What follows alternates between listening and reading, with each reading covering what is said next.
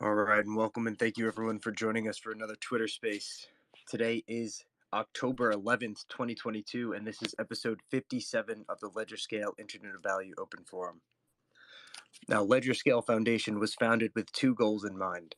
One, we want to provide educational services to not only our community, but to the entire digital asset community, and to help scale up the number of brains that understand how distributed ledger technology works. And two, we intend to one day run hardware to provide infrastructural support to all of the distributed ledger technology networks that we believe are ESG friendly and running a form of decentralized consensus. And we host these spaces Monday, Tuesday, Thursday, and Friday starting at 3:30 Eastern Standard Time. And on Wednesday, we host a space, a focus topic space from 5 to 6 Eastern Standard Time.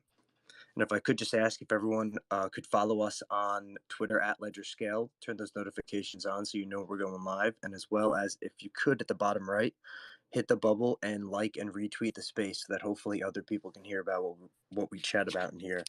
Because, you know, I know the reason that people come back, right, it is because the information and the conversations that we have in here are so sometimes significant, I think, in the impact of global macro and economics and just everyday life functions. And there's so much that we talk about. And it's always an honor to have the same people come back every day. Welcome up, Vet. Oh, there's Hey, man.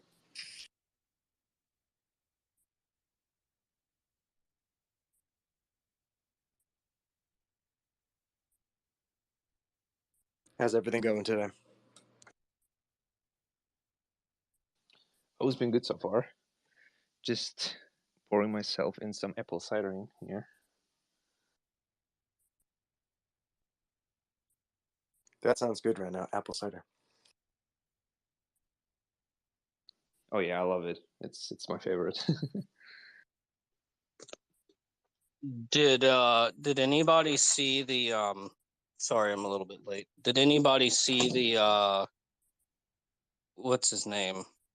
The digital asset investor guy's video from earlier where he said, and I need to probably double check this, but that Google was going to start accepting crypto for like cloud services. Like that would be the start of like machine to machine payments. That's pretty cool. Yeah, that's a good, interesting thought about it. Yeah. Yeah. I wish I could do that. If my server's paying your server, right? It's not like I'm sending you a check or swiping a card. That's I don't think it's a server payment. It's it's what is it called?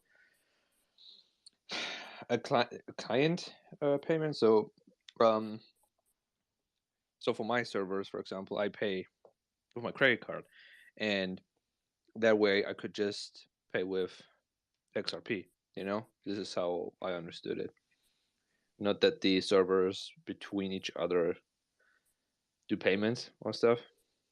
I wouldn't even have a use case for this. Oh, I think the big thing is going to be this is where I think how they say like don't take somebody else's slice of pie. Like if you're going to be a real, true, big innovation, you want to actually make the pie bigger. So you're not actually taking anybody else's pie. You're just making more pie.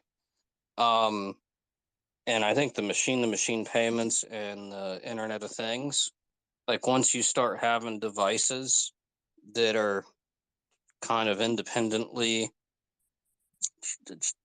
transferring data and payments back and forth between each other, then I think the payment volume in the world, let's say there's $100 of payment volume in the world today.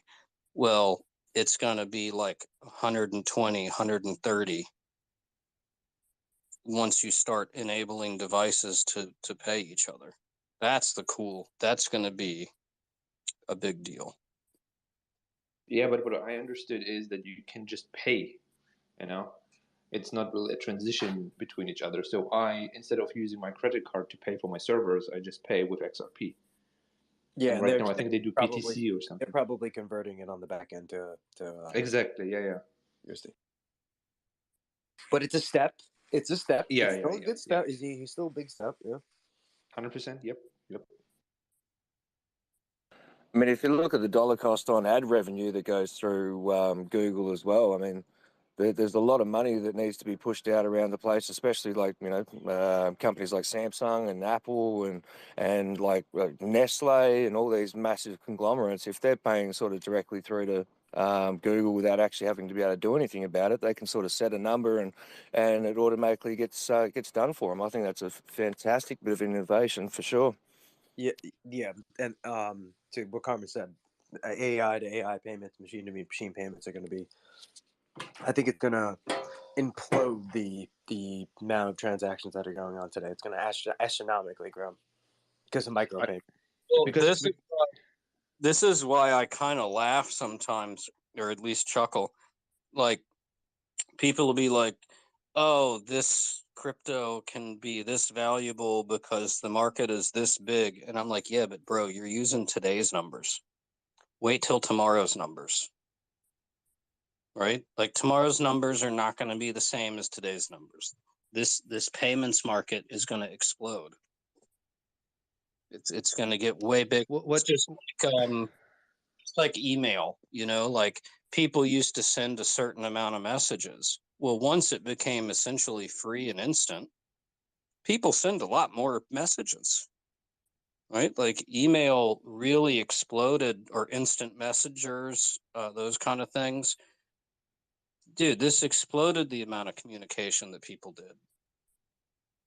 I mean, I personally would have probably wished they would work on something themselves to facilitate this, to have it in-house. I mean, this fits perfectly to Google because they do mostly all that stuff in-house, but they partner apparently with Coinbase, right?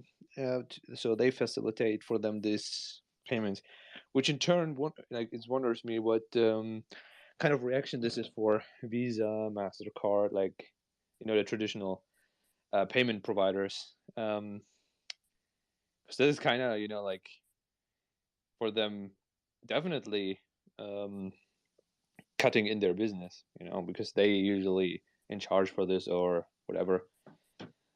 It's also an interesting signal from Google themselves, basically, instead of asking the established payment processors to do these things, to go to Coinbase. So it seems like, yeah, you go where to the people who have the most knowledge in the space, and apparently it's Coinbase, which is probably true, for off ramp, on ramp, and all this. I can see this, yeah. So yeah. I could only imagine, like, what about the lawyers? I mean, Google's got lawyers, right? Well, how did they make heads or tails of approving the decision? Is it because they're passing the buck to Coinbase? Yeah, Coinbase? yeah, I would say so. They're just going to say, "Oh, well, if something's wrong, well, Coinbase did it." Yeah, basically handling all the liabilities to them. Basically, like, hey guys, whatever blows up, you're in charge. We We just want to have you, swap this stuff, whatever. Because, yeah, as Death Ranger said, 100% they're gonna convert this to USD or whatever. They're not gonna hold any of these assets. 100% not. It's way too volatile. Right now, they accepting BTC and all this. Yeah.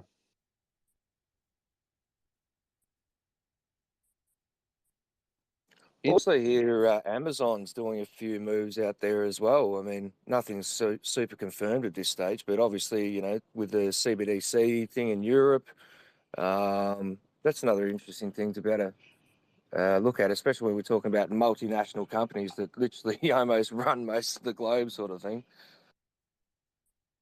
Yeah, interesting. Interesting thought was I read this. I don't know when today. Where today at Twitter, someone said that CBDCs or a test, like basically a larger test with real people using it or larger scale using it, would be with UBI, like Universal Basic Income, because like, hey, if you're someone who would need this, or dependent on that, then you don't care if it's a CBDC or whatever. You're just gonna say, hey, give me the money. But the control function that governments would have with this is quite significant, right? Well, this is what a lot of people do. There's a bunch of fear mongering about CBDCs that people focus on that way. But to step back one point, somebody a couple of years ago, I'd never heard of this actually, but with like the multinational corporations, they have a bunch of different like legal organizations, or whatever the right word is, and there's something called transfer payments. And this person had made a pretty good, well articulated point about, hey, you could use this stuff for transfer payments, even if it's like a private, like by this stuff, I mean, like, blockchain or distributed ledgers. Because let's say you have a multinational corporation, and you've got all these entities, and each one can run its own server, right? So it's a distributed ledger, but you can send all the money back and forth between, because they're always having to move, like when some inventory moves from, say, organization A to organization B, all that can be accounted for. But it was just a real interesting, it was not a use case for blockchain that I had ever thought of or looked at, or I didn't even know transfer payments was a thing, to be quite honest.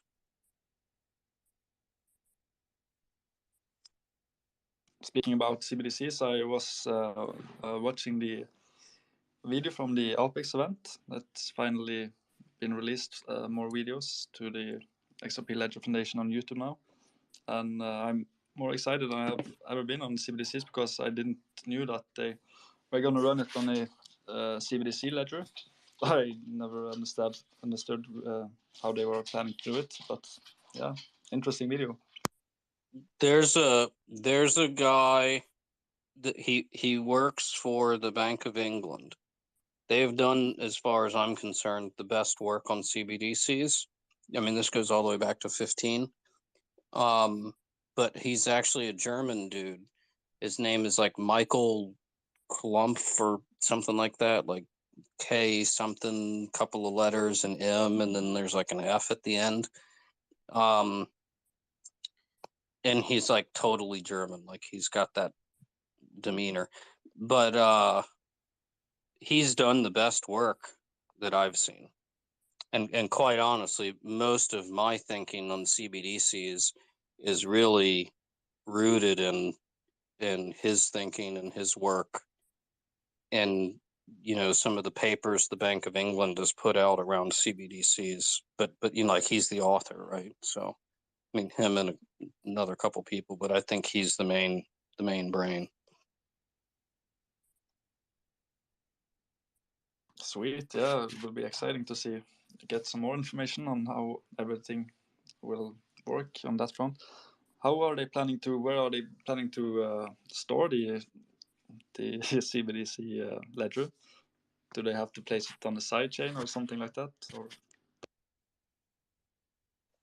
I don't think I've seen him go into that level of detail. He's more on the monetary policy level. But yeah, I mean, I can't imagine a central bank not using their own chain that they control. That just seems crazy. I mean, that just seems not realistic. But no, most of his work was around like monetary policy stuff and how do how does this work? Like, how do you match the asset and liability side of the balance sheet on the central bank's balance sheet? If you're going to issue these CBDCs, like, what type of assets do you? Because like you can't just like print CBDC is just cash. You can't just print cash out of nowhere. Well, you can, but not really. I mean, you can in a roundabout way, I guess. But like, you have to give qualified assets. Okay, so you pay the central bank. Let's say you're an issuer of a CBDC. So you're providing services to, say, retail clients.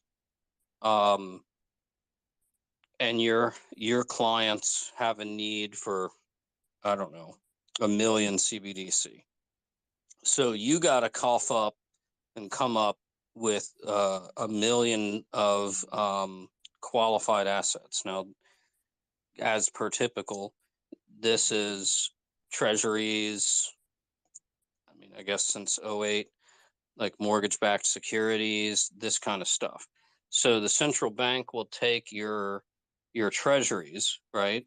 And then they'll take your 1 million in treasuries or what have you, and they'll print 1 million in CBDC. And then you can pass that on to your clients. So that's the base. I mean, that's a rudimentary explanation, but yeah, that's the basic mechanics of it. And that way you're not really you're not having it's not like the central bank can just hit like a print button, like enter and like more money shows up. No. You gotta you want more CBDC, pony up some assets. Now where you get I bet you have to put in some XRPs to the private ledger or something like that, or hold it on the main chain to issue as many as you want.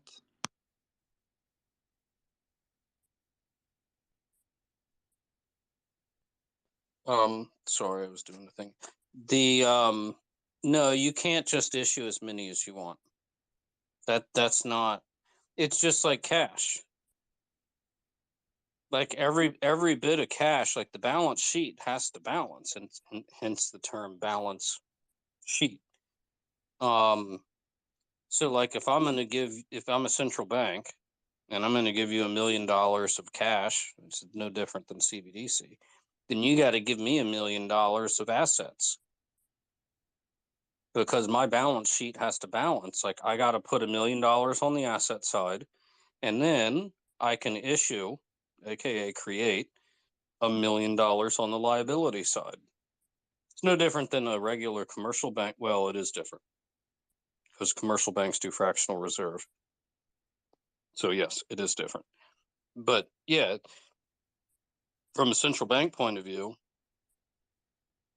if you give me $1 million, I'll give you $1 million. That's it. It's got to be 1 for 1. Yeah, I bet they have to hold XRP somehow to issue as they please. Well, this is just my opinion, but I doubt central banks will hold crypto. I think that they will ultimately allow liquidity providers, which, is different than a commercial bank, but it's a different business model. But they'll allow liquidity, because central banks, I don't believe, are going to want to deal with the retail, like customer service and all this crap. They don't want to deal with that. So they'll let someone else deal with that, and that person can make a spread as a liquidity provider and provide the retail customer service and whatnot. So they'll unfortunately, because one of the goals of the central banks is to not eliminate it, is to enable enable actors in the economy to conduct economic activity between each other, like I pay you something or whatever, and without the cost of like a credit card fee or an intermediary. But I don't know that that's going to actually end up being possible, because these liquidity providers, I mean, sure, most folks won't understand, and they won't see the fees because it'll be baked into the spread. But yeah, a lot of these, I think it's going to go through liquidity providers. And if I'm a liquidity provider and you're a liquidity provider, and I have a better user interface or user experience, I might outcompete you. Like, there's going to be competition there, but I think it'll ultimately go through a liquidity provider, because you're going to need a licensed and regulated entity. I mean, you're not going to get an account at a central bank. I don't care which central bank it is. You're not going to get an account in a central bank without being licensed and regulated. Yeah, I mean, that's, yeah, of course.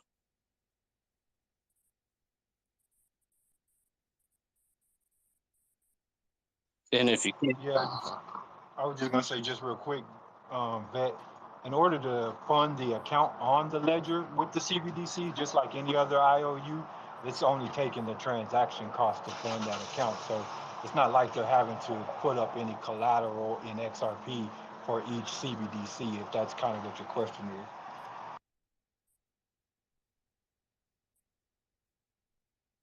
So there doesn't have to be XRP in the bottom to back it up. No, the asset is still back, just like the fiat is back now. It just would have a transaction, cost for them to actually fund an account if there were to be any CBDC activity on like a public ledger or something like that, right? If they were going to bridge over, it would just be a transaction cost to fund that account. yeah, I'm not sure I totally understand. If you want to expand, that's cool. But in terms of like cash and stuff, it's a liability. So it's backed up by the assets. Whatever's on the other side of the balance sheet is what backs it up. That was why it was such a big deal, because historically the central bank has, the Fed anyway, has only held treasuries. Okay, treasuries are a direct, like, that's the currency from the treasury. I mean, it's literally called the treasury. When they went and started accepting mortgage-backed securities, and now they're getting even a little more loose with the type of assets that they'll accept, right? Like the central bank is creeping down the risk, the amount of risky asset. Like a treasury is pretty much considered risk-free in finance. Mortgages are not exactly risk-free, right? Commercial backed paper, not exactly risk-free. But the central bank keeps creeping down that slope.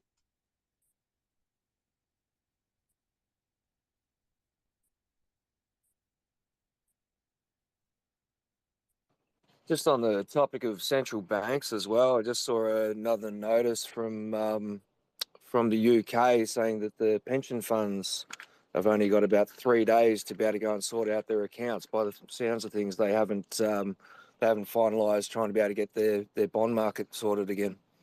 Oh, they're gonna get margin called. Yeah. I've seen that. It's not every lifetime you get to witness a country about to be margin called, right? Like that in itself is like almost unfathomable. Well, that's what Soros did to England. That's how he made his first billion. He squeezed the Bank of England and made them capitulate. He used a shitload of leverage, but I mean, we see this time and time again. They started with massive tax cuts for the whole population. They did massive subsidies and everything. It was like, I think the biggest subsidy and support basically for their population in general for 50 years straight.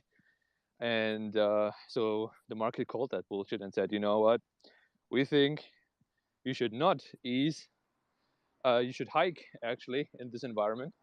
And so the market called bullshit and they sold the pound. And then the whole, basically every pension fund went like nuts and saying, hey, we're getting margin called soon and this is like systemic. So they went on and said, hey, we just do for a couple of weeks unlimited quantitative easing. So we buy as many bonds as possible. And now they came out, I think recently, they said, yeah, we have probably to extend this a couple more weeks.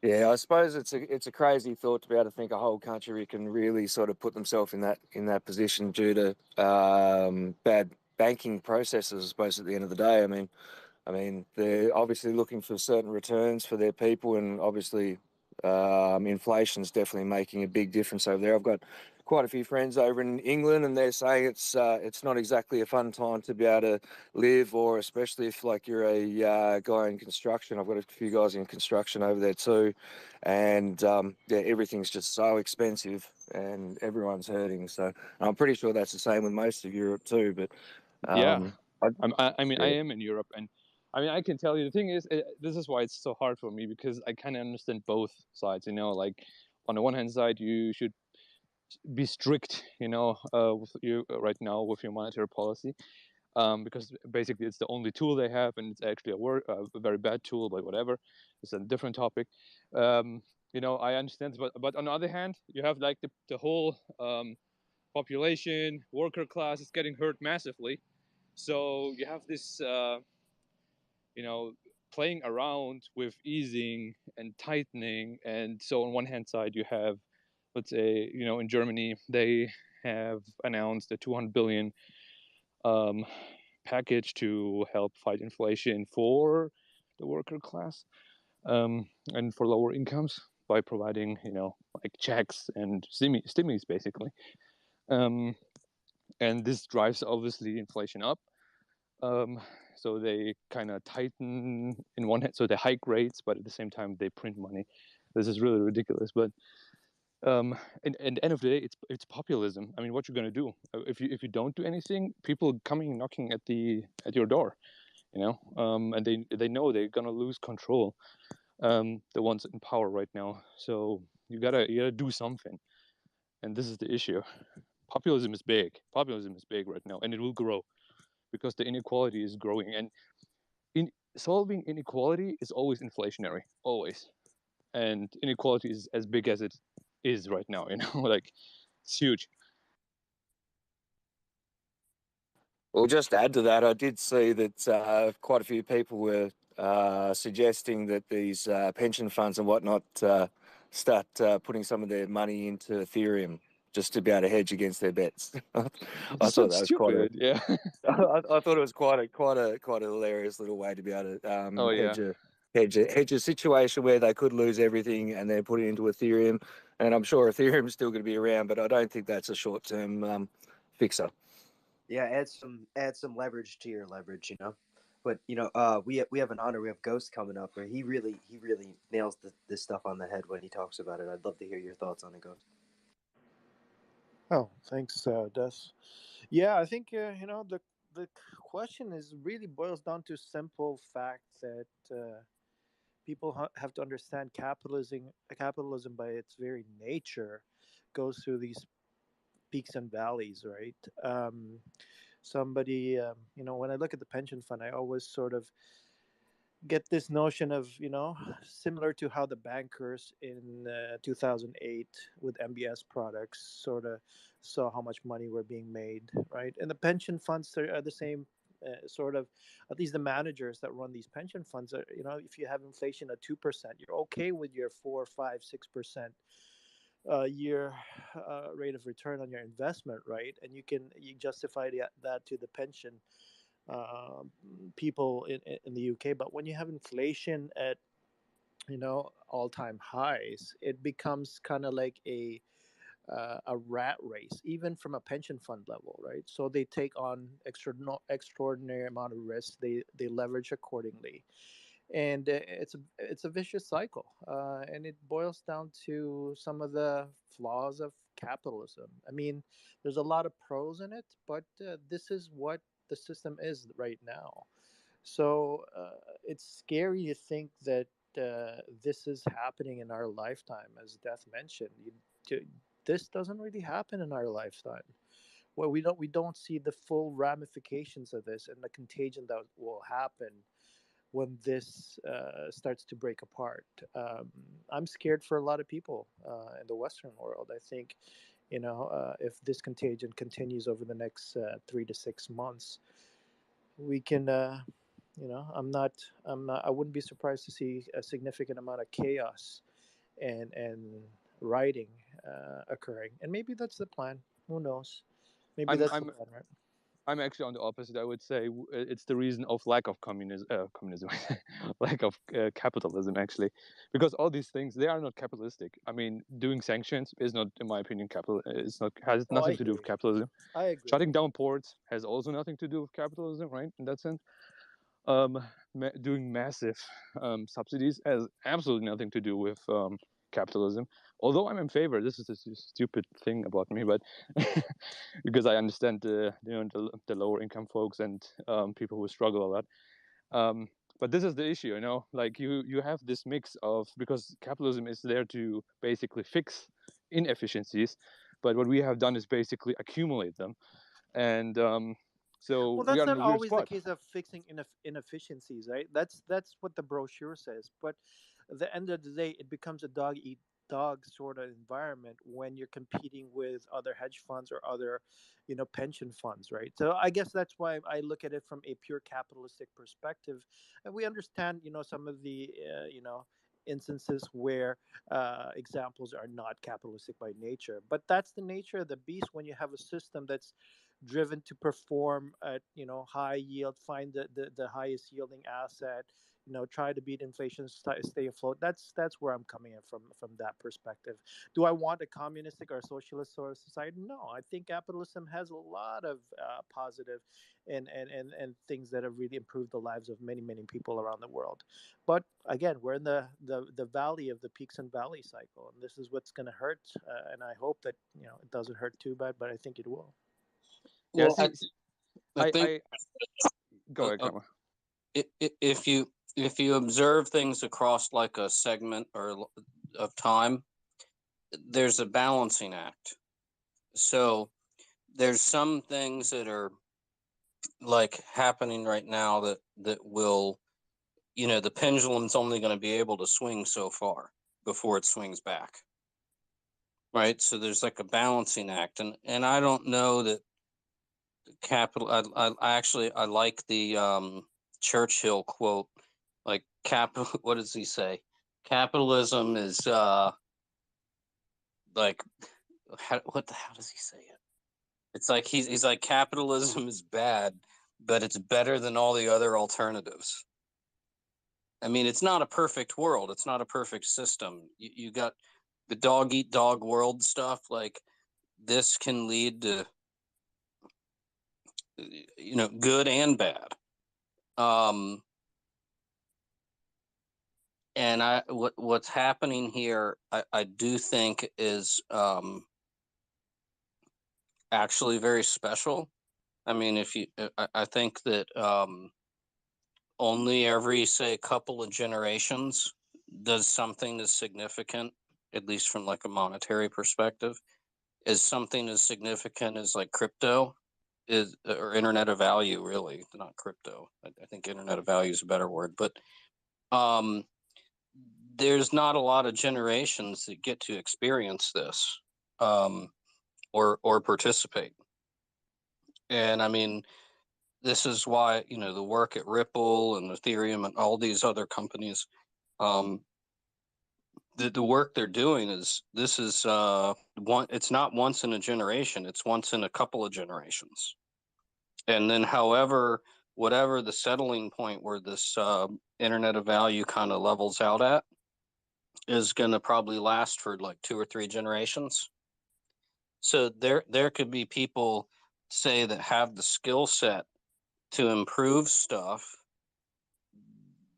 say like younger people right now that aren't exactly up to speed, or maybe their kids like a generation after that, like they're not going to have the even if they had the skill set and the idea, they're not, it's, the system's not, this is a once in 100 year, maybe once in 120 year evolution. Like, I don't know how to say that. Does that make any sense? Yeah, the only thing I would say about the quote that you quoted is it kind of does not acknowledge that maybe the best solution is a hybrid between some of the models and not looking at any of them in isolation. Oh, I mean, look at China, dude. Look at China. I mean, in my opinion, they are probably one of the very few nations who can actually have a 50-year plan and say, hey, you know what, we have an agenda for the next 10 years. We cannot do this in the West because we have elections every couple of years, right? And things can change quite rapidly. With all benefits, right now, with all benefits, I prefer to live, always in a country in the West, let's say US or something, rather than in China. And for that matter, because there it's basically there's a different mentality also that comes with all these systems that I find personally quite fascinating. So if they say, hey, you guys, hey, young folks, you got to suffer for the next 10, 20 years, but this is for the greater good of our nation for the next 50, 100 years, they say, yeah, good, and we're going to do this. I mean, that sounds reasonable. You cannot do this in the West. People say, fuck off, right? It's a different mentality, which honestly I find quite fascinating, actually. Yeah. Yeah, I think that would have been true about maybe 15, 20 years ago.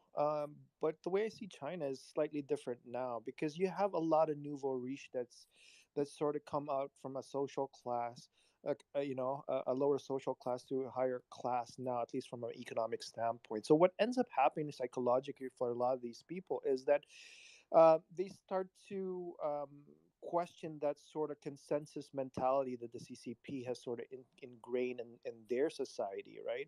That's why you get the Jack Ma's of the world starting to go, well, I know what I'm doing. And then he gets spanked around by the CCP and then it disappears for a year and a half or so.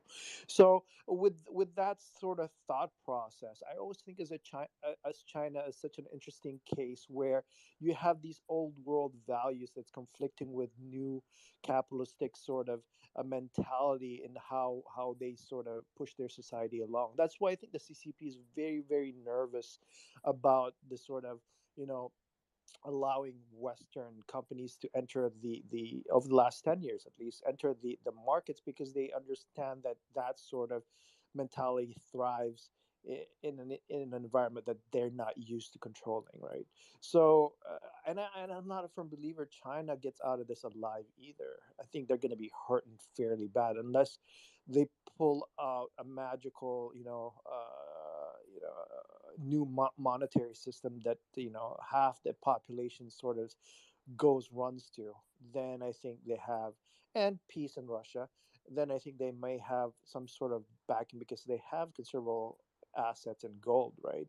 So if that boils down, they could potentially survive this meltdown in a way. I think it'll be interesting to see what they do, because they've got a lot of vulnerabilities that people aren't talking about. And I know Valio and different people see it differently, but a lot of these people are also been having tunnel vision over the last few years to see China as this sort of superpower. They've But got see, vulnerabilities. what I don't understand outside of just the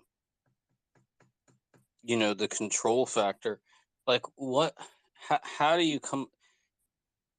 I mean, I consider myself relatively creative in this regard, but how do you come up with I don't understand. How do you what new monetary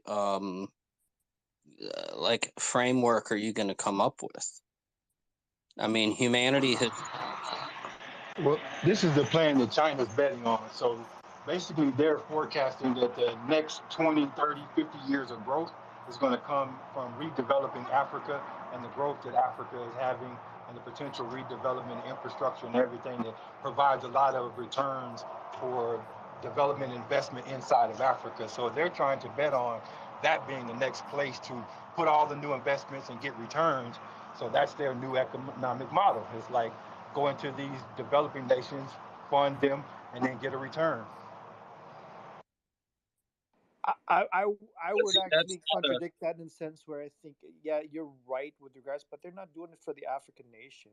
A lot of that wealth is slotted for going back to China. It's the model that they've sort of, as long as they have the resources accordingly and control significant amount of the lines of transport for those resources, I think they're happy with that situation. They don't care about the African people. Let's be frank. I've had many discussions Yeah, with no, I people in wasn't saying Ghana. that they were doing it to be benevolent to them. They're just doing it to get the return and the leverage that goes along with it. Absolutely. And here's an example for you. I don't know if you've heard this from me, but in Ghana, as an example, what they used to do is when they go for infrastructure works, and they get bidding from multiple countries. China would definitely lowball those bids accordingly, that allowed African countries to build roads and cities to connect cities together. And what the Ghana people would be frustrated about was that after a couple of years, right, after literally 1 or 2 years, these roads would start to buckle. So the maintenance of these roads were done by these Chinese firms as well. So it was constantly a milking of sort of the resources of Africa that way. We're going to help you out. We're going to build your infrastructure. See, we've got the lowest bid. They've got these politicians in their pocket that allow them to sort of milk the African nations that way. But the people of Africa notice this. But all across the globe, we see, oh wow, China must be doing something right. They won those bids for those infrastructure projects in Africa, Ghana, Nigeria, and so forth. But people don't understand that that's the gameplay, right? It's kind of like a loss leader. Back when I was in MBS, what we do is we actually have subprime mortgages as our loss leader, and took out prime and alt A paper borrowers as our main income growth potential. So as an example, if we value a packet of loans, or a basket of loans, maybe 150, $100 million loan package, various rates, various 30-15s and adjustable rate mortgage in there at 103 on the subprime, right? We're okay, and that's the main, a break even point.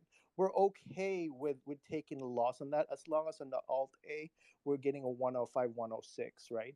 And those alt A's are typically 3 or 4 times larger than those subprime that we were buying off the street. So we were okay with that loss leader model. We get the business of the company of these large institutions, where they're making money on their subprime. We're losing it, but we're making on the back end on the A paper and prime bar. borrowers. It's the same model China has been doing this infrastructure stuff. That's why I'm trying to explain it. It's basically that they'll have lost leaders with regards to get the African nations to buy into their sort of infrastructure projects accordingly. Then they milk it on the back end, and it's a long game for them, right? So China's really gotten good at this game for quite some time, but when you have an environment when the game is starting to fall apart, that's where really we start to see which countries are able to sustain these kinds of models in the long run. Yeah. This is hi guys. Yeah, it's a classic scenario. It's cost vs price. When you buy on cost and not price, that's exactly what they're selling on. They're selling on cost and they're making on price. Well, Ghost, I think you did a pretty good job explaining that, to be quite honest. And they are playing the long game. Yeah, and I certainly agree with them, but that's what I'm trying to say. Like at the end of the day, they're looking like if we reduce our investments in America, where it's been producing a lot of returns, right, you have to replace that. And so exploiting Africa becomes the next great target based on a lot of the, World Economic Forum and other institutions of where the next 100 years of growth may lie at. Well, and it's not just Africa. They're doing the same thing in Central America, South America. Like when I first went down there, there was no Chinese people around.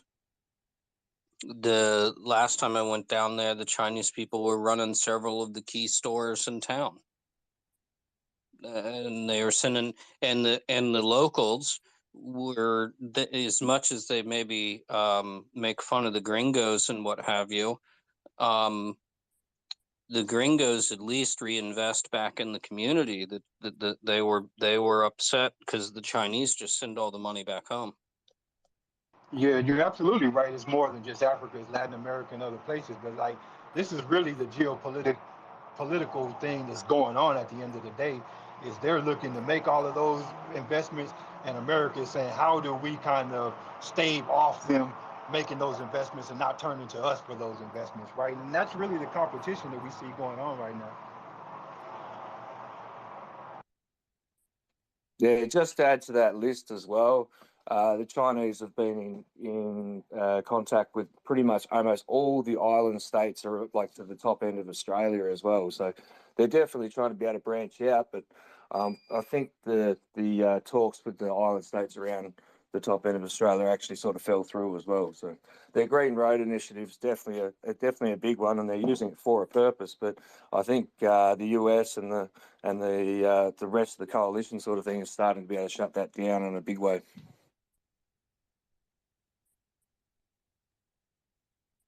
So I have a question. Does China partake in a lot of the international laws, like when it comes to construction and I guess investments, or do they kind of play their own? They play their own game.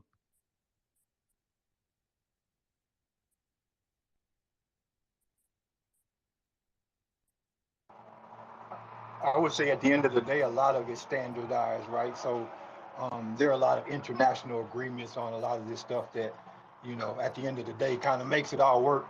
So they're not actually buying as much as we kind of think they are sometimes, because it does take a level of cooperation for any of this stuff to ultimately work. Like, are they trying to bring just? Are they trying to? Oh well, to everybody's, I guess everybody's opinion of what they see about what goes on.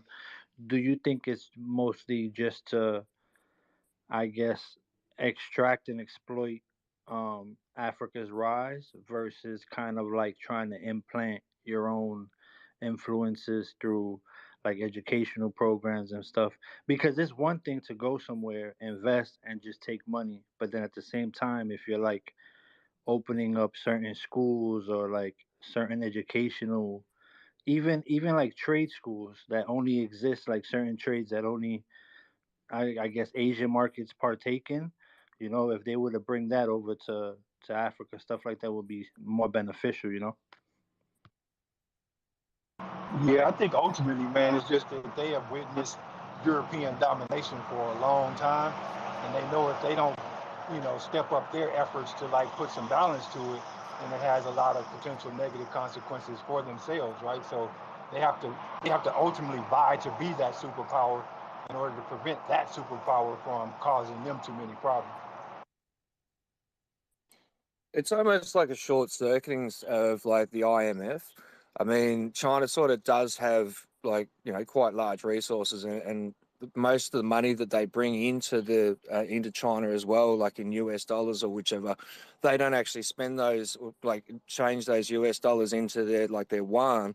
They'll go out and they'll use those US dollars all around the rest of the world. So I mean, it putting that influence into like Africa and actually having a bit of a, not so much a stranglehold, but something to about actually back their influence in there as well. Same with what the IMF does. They say, okay, we'll do this to be able to look after you guys. Yet at the same time, when we need resources or whichever, then we can always take our bit of a cut as well. So maybe that's a direction they're looking with their Green Road initiative, and I do believe that would definitely play into factors, I think. Yeah. Several years ago, this maybe goes back to say what, like 04, 05 or somewhere around there. Maybe a little, I don't know, somewhere around there. It didn't go anywhere, but they tried to actually stand up a competitor to the IMF. And I mean, this is part of their efforts, their sustained efforts to dethrone the dollar. I mean, this is a strategic goal, and they're we'll see what happens. But yeah, they've gone all the way to that level. The problem was nobody really wanted their currency at the time, right? And I think the Belt and Road Initiative thing, again, strategic. This is long term, and I think it's actually going to probably be successful from a strategic perspective. It'll take a long time to pay off, like Ghost was saying earlier. Like you might send out a loss leader, but like you'll make your money in the long run. I think that's the nature of the way that they play the game. Well, just in response to that, though, Karma, as well, like when I was talking about the island nations up like Papua New Guinea and Solomon Islands and all this kind of stuff, they actually they're very, very small countries, but they're very rich in resources as well.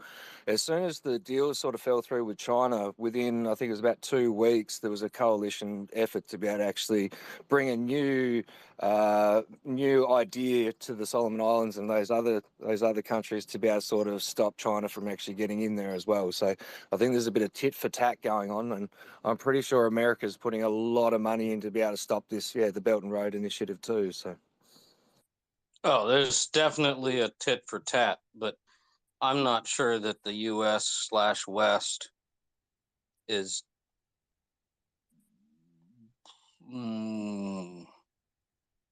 I don't know. You kind of look at like how a chess player plays their pieces, and you can judge like little, and then, but you don't really know what they're thinking, right?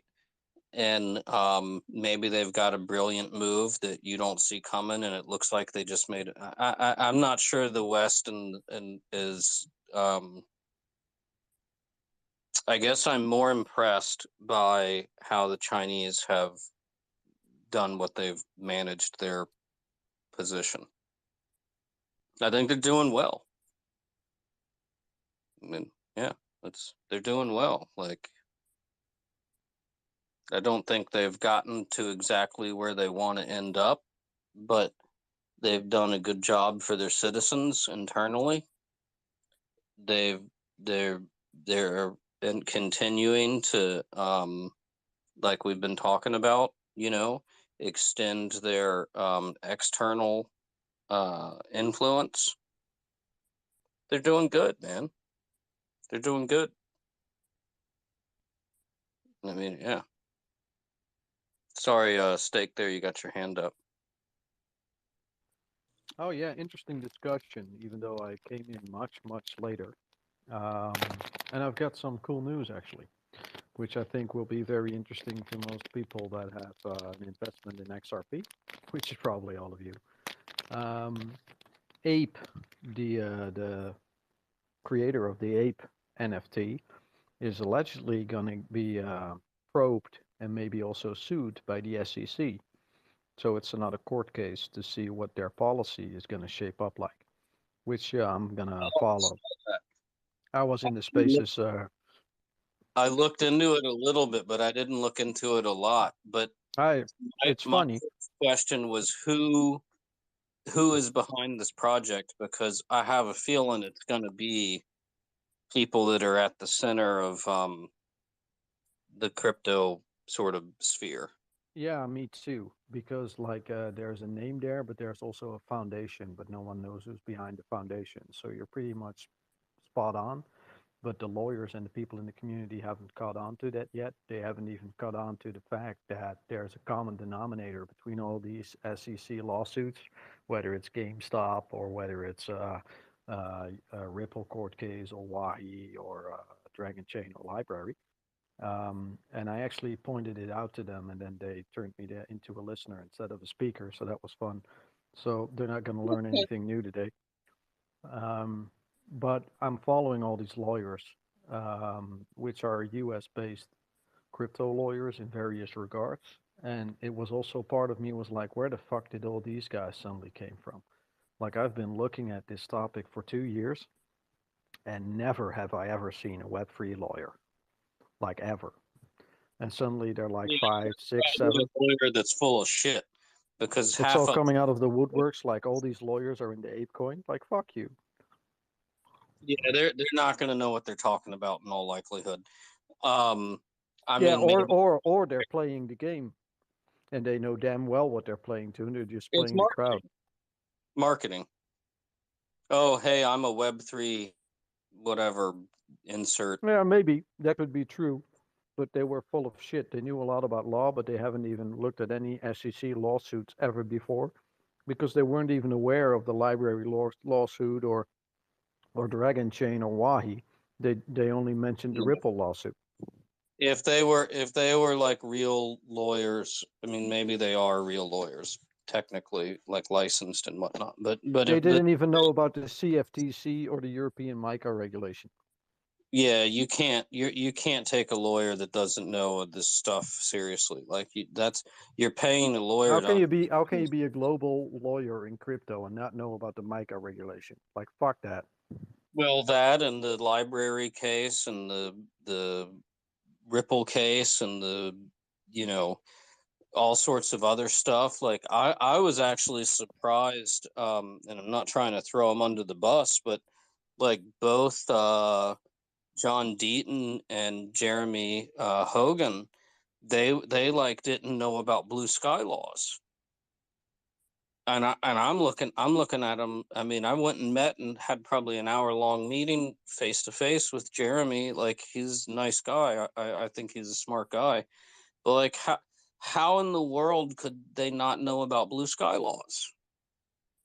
I don't get it. Yeah, Like it's because everyone is a specialist, and that specialist is imperfect in some regard of their speciality, because that's how another market profits from it. So it's just another reason why we need these spaces. Everyone is just educating anyone else. I mean, it's just it's a if lot to you're unpack, hiring man. an attorney, if you're hiring an attorney and they don't know if you know more, if I can't how do you say this, if you know more than your attorney, then what the hell are you hiring the attorney for, right? Yeah, Like for the proper phrases. what's up? Just for the proper phrases. Yeah, that's kind of, I consider that sort of procedural, because there is a way of that things have to be communicated. That's their only job. That's the reason why they don't know everything. I mean, ultimately, their role in a company is to advise the CEO whenever there's a lawsuit, and with a strategy on how to benefit from them and advise them in the best way possible. But ultimately, it's the CEO that decides. So why should they care? They don't have any incentive to know everything. No, that's not totally true. I know some attorneys.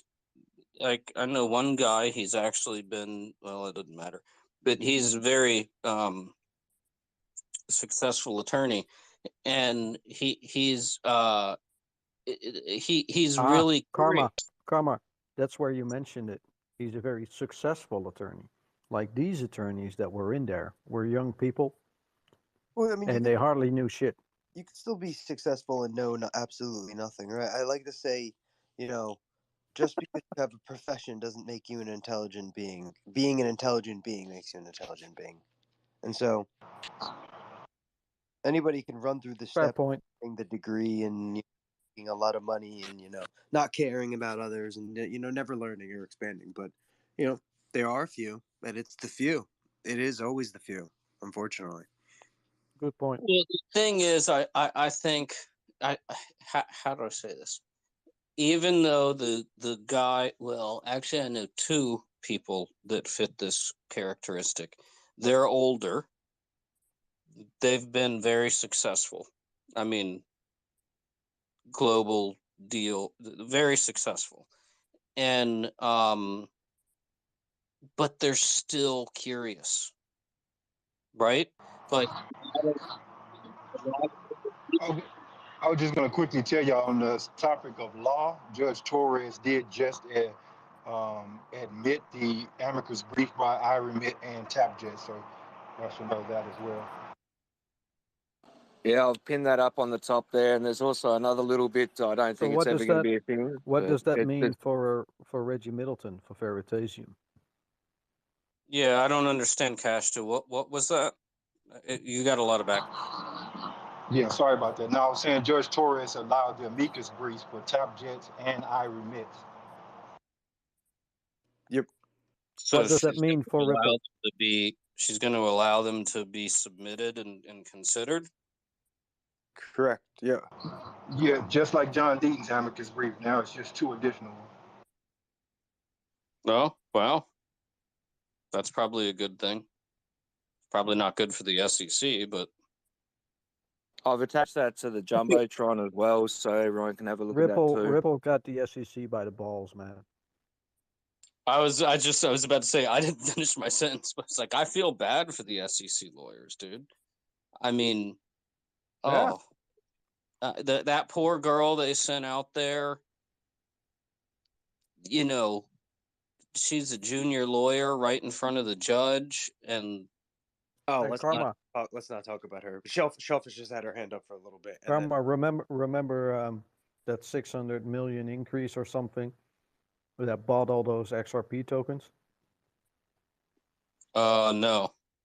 Like a while back, Lady K came with the news that an incredibly large backholder bought a bunch of XRP. I mean, okay, whatever.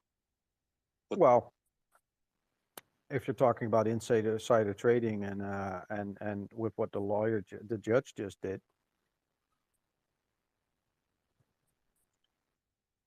kind of interesting.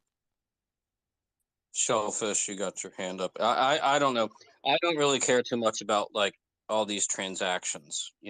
It's more about build the system, make it work. But anyway, sorry. With the lawyer situation, you said that they were saying that they were certified or versed in like Web3 law. Is it just like a new class of lawyers that are coming out of Harvard and stuff like that? Like it's a course that they're taking, or is it kind of like the medical field? We have to go and do continuing education. It's like a weekend course where you get credit and you can say, I'm trained in this. So maybe they are. It's just like a weekend quick thing that they can add into their I'm a lawyer of blah blah blah. If I were to bet, it's just marketing. It's just them just saying, hey, I'm a Web3 lawyer. There's no certifications. There's no formal education out there. Definitely no certification. Gotcha. Yeah. Lawyer. We have to go every 2 years and get certified in new modalities. I just wasn't sure if that's the same case with lawyers. What's a Web3 lawyer? well, I don't know, just being versed in, I don't know, the laws or the cases that are out there. I'm not sure. Oh, I was just kind of throwing it securities. out there. They tried to take a securities lawyer definition. I guess, kind of, right? I don't know. I'm just throwing my 2 cents in. It doesn't make sense, right? Because Are Web3, there really lawyers? if They're Web3 lawyers? Web3 isn't Web3 if it runs on Web2. Yeah, Like people use Web3 for NFTs, but it's just such a lot of bullshit. Wait, are there people really saying they're Web3 lawyers though? Yes. Oh man. I'm following them. If they post anything funny, I'll share it.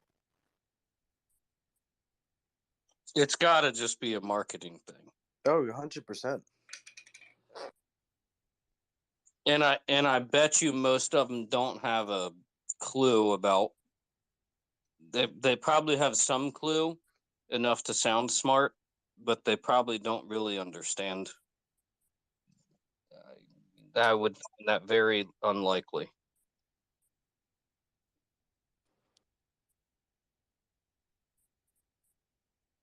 It could be. I mean, like, I think the closest thing you could come to like a Web3 lawyer would be like a John Deaton or a Jeremy Hogan. And like, they didn't even know blue sky laws. So there you go. Right? I mean, come on.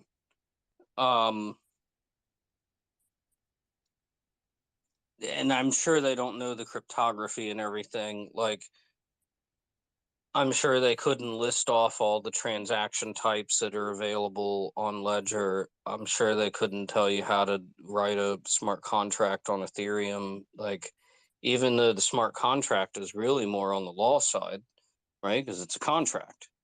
So you've got to put together your business logic and formalize it, which is what a contract does.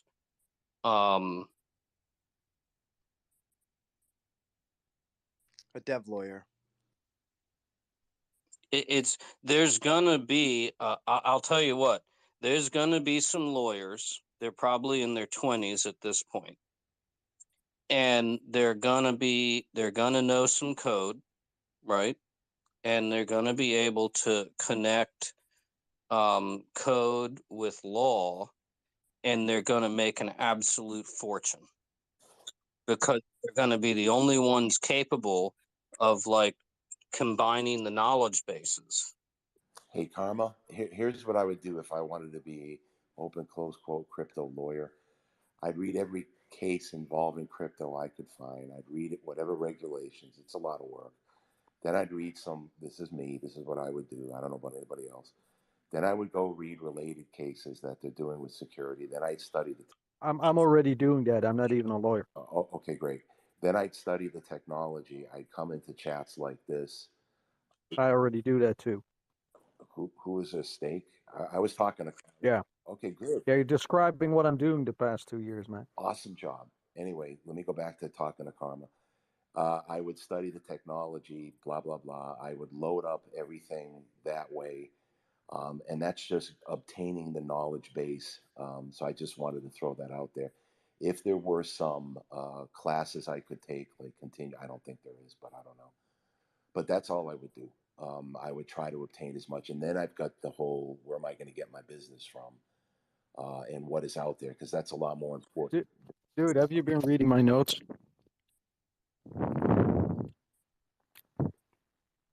Like, seriously, though. Yeah, smart play. Why bet against the house? Well, I think the other part is you got the finance part, and lawyers actually, okay, lawyers and doctors for financial people are usually like the easiest to take advantage of.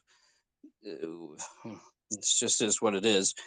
But lawyers are better than doctors. Doctors are the biggest fools. Lawyers have a little better understanding, but I think that the you got to understand, this is the other part. This is probably why a securities attorney. But see, even if you're a securities attorney, you might not understand like market dynamics. Like, how does the bond market connect to the derivatives market, connect to the real estate market, connect to the equities market? Like, if you don't understand that, you know, you're missing a when you say that, you're missing like a knowledge base, right? I mean, you could have the securities and the Karma, technology knowledge. you can buy those people to work for you that can fill that gap in. Well, yeah, I mean, that's usually what you do because you can't know everything. Exactly. So you buy a team of experts on that topic. Let them philosophize all day. Pay them lunch. Yeah, that's what you got. I mean, mm, and then there's even more stuff, but I'll tell you what, there's going to be a lot of, from a legal perspective, there's going to be a lot of innovation done over the next, like, till between now and say 2030. There's going to be a lot of innovation done, especially in the financial sector, because you can't have finance without legal. I mean, think about it. Just from a basic, schoolboy perspective. Every single financial instrument is a contract. A contract is based in law. You can't have finance without legal. It's not possible. I mean, the only kind of halfway that it's possible is crypto, but still, I would argue that's probably not possible. I mean, you could maybe try and skirt the law or something, but no, every single financial contract, whether it's a bond, an equity, a real estate, a derivative, it doesn't matter what it is, it's a contract. It's all rooted in legal. Like, you gotta have, that's just how it is.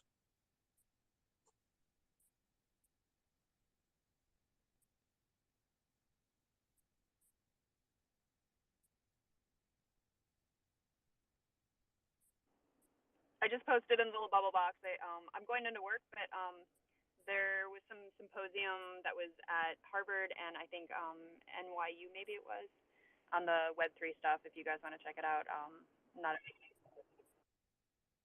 Profession is going to grow in knowledge along with the new financial infrastructure and all the interconnectedness of that. You're going to get an expansion of knowledge over time as this infrastructure is being built and adopted. Yeah, I agree. And I've been saying that for the past 1.5 years as well.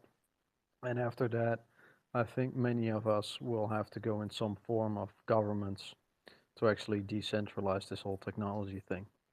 Yeah, That's the step after that. and I think that Web3 tag to that lawyer is, I agree 100% that it's purely marketing. It's about posturing. Yeah, it makes a lot of sense what Karma said.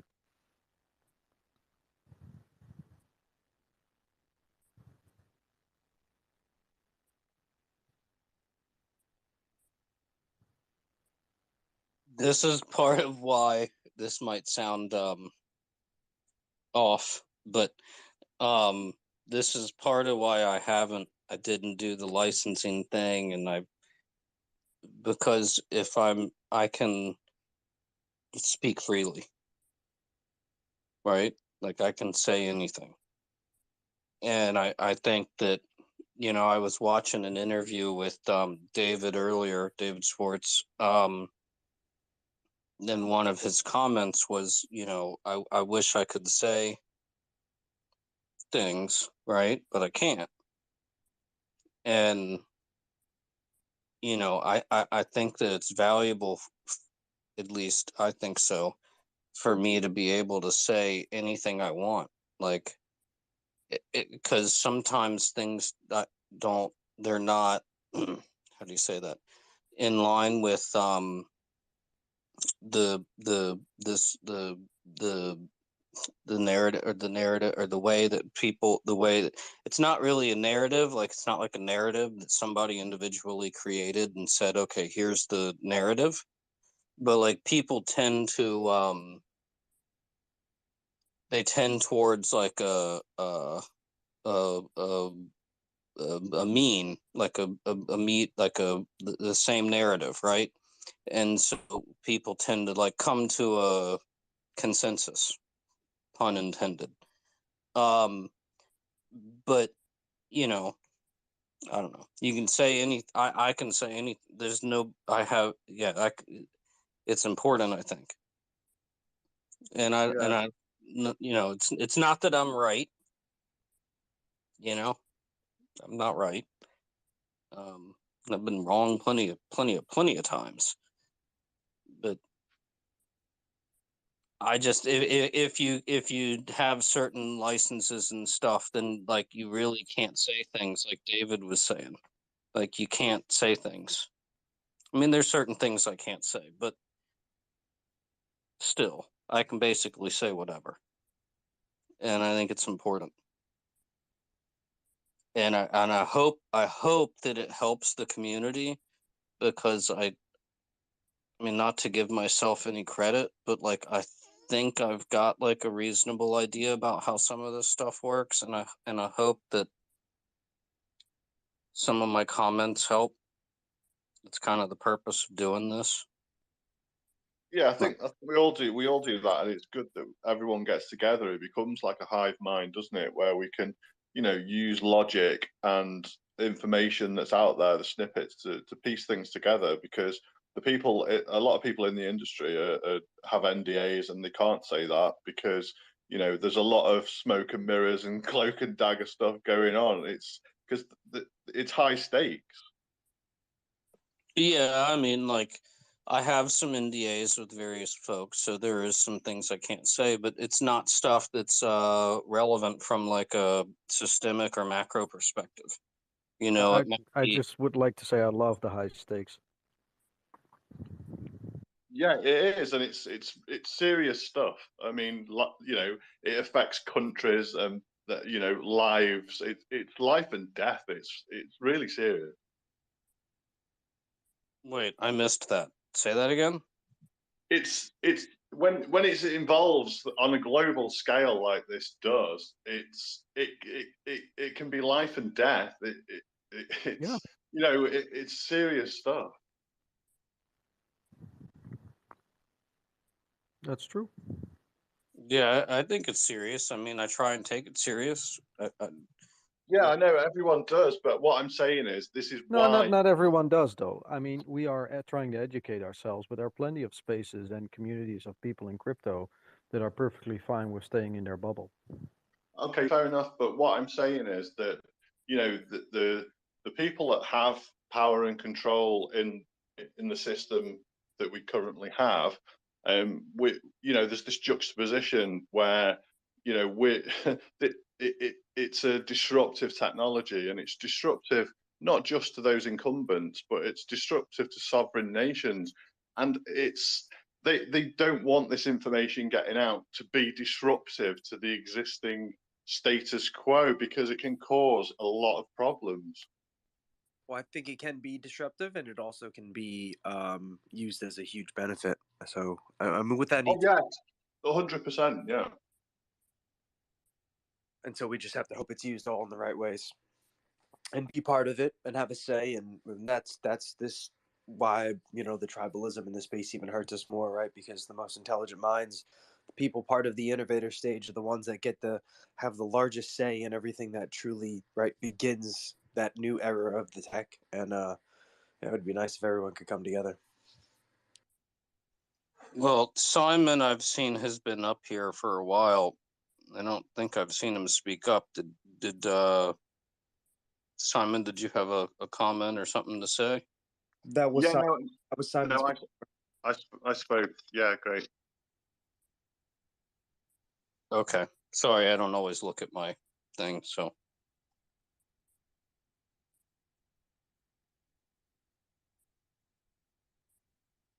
Yeah, so that's why I just think that, you know, there's so as a community of people that are invested in this space, whether it be financially or for the love of the tech, you know, we're in this space, and we have to understand that the the companies involved in it are a lot of the time are trying to hide as much as they can.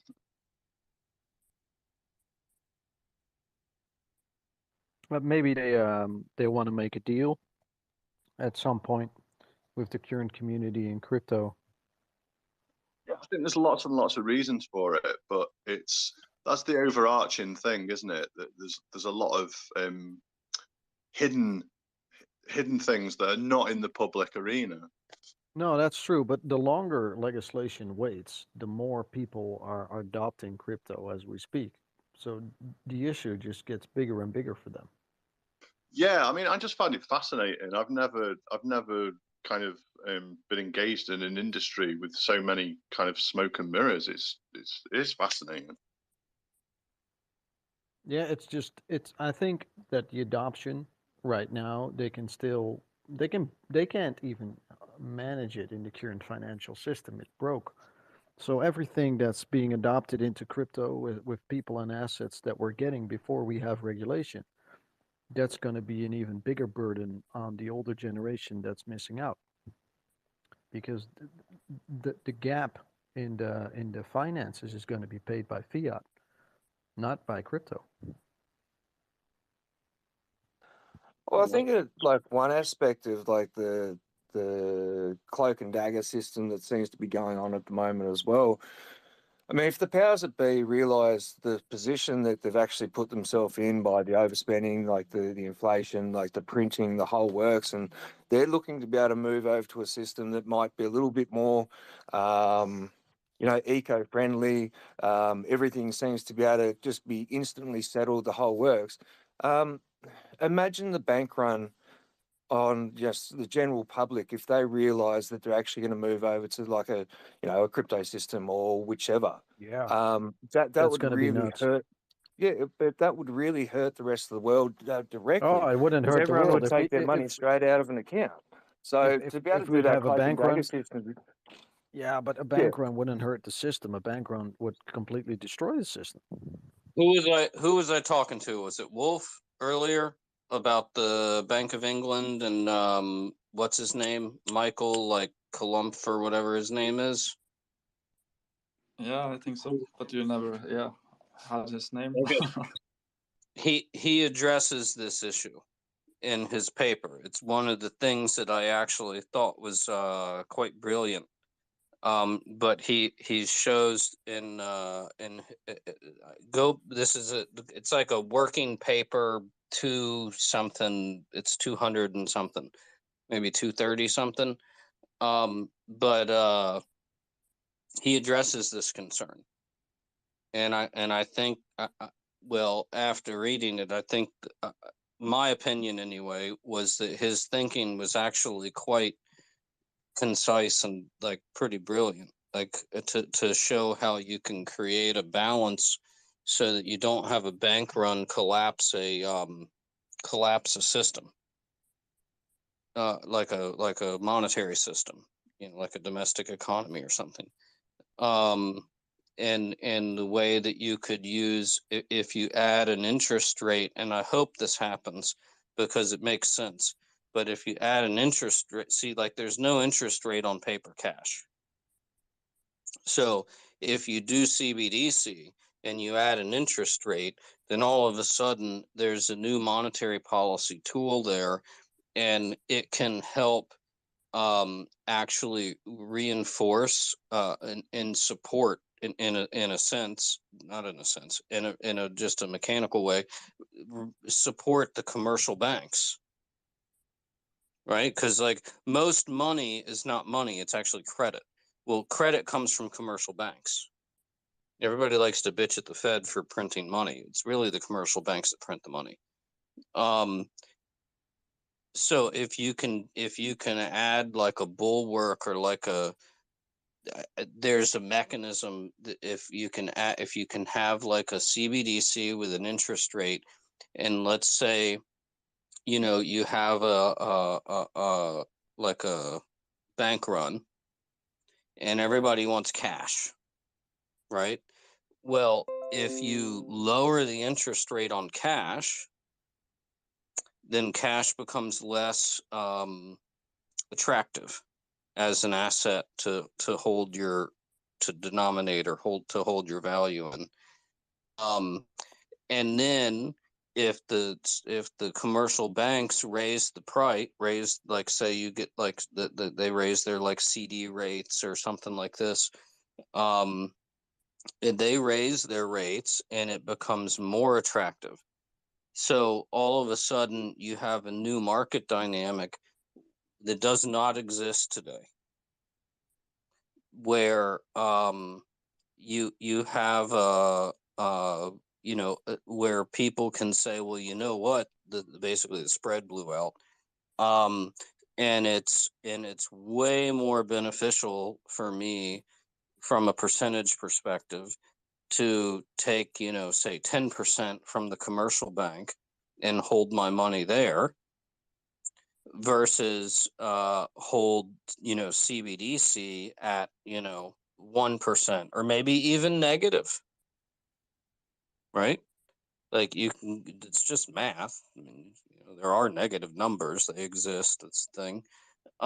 So you can go this is I think this is one of the most important dynamics, and I really hope, because I think it will help create just systemic stability.